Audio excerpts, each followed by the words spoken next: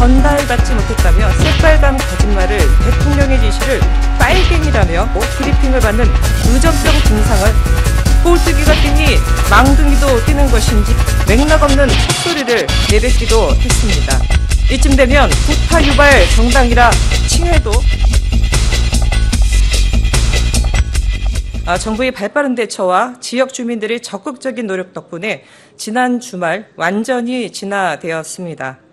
생사의 경계를 넘나들며 국민의 생명과 안전을 지키기 위해 노고를 아끼지 않았던 모든 이들에게 경의의 박수를 보냅니다.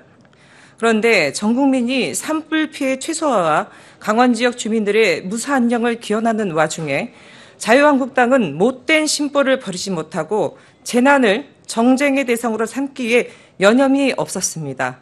해도 너무합니다.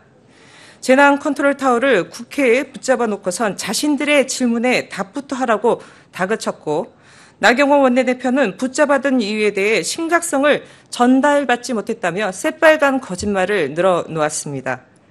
민경욱 대변인은 산불 상황을 북한에 알리라는 대통령의 지시를 빨갱이라며 비방하는 게시물을 SNS에 공유하면서 산불이 왜 이리 많이 나냐며 빈정대는 글을 올리기도 했습니다. 뿐만 아닙니다. 산불 진화의 총각을 다투는데 황교안 대표는 속초시청에서 공무원들을 모아놓고 브리핑을 받는 의전병 증상을 어김없이 보였습니다. 황교안 대표의 지지자라는 이는 그런 황 대표의 산불 지도 덕분에 족이 진화됐다는 낯뜨거운 말을 늘어놓기도 했습니다. 꼴뚜기가 뛰니 망둥이도 뛰는 것인지 도지사 시절 뜬금없이 119에 전화해 관등 성명을 묻던 김문수 전 경기도지사는 촛불 좋아하더니 산불이 났다는 맥락 없는 헛소리를 내뱉기도 했습니다.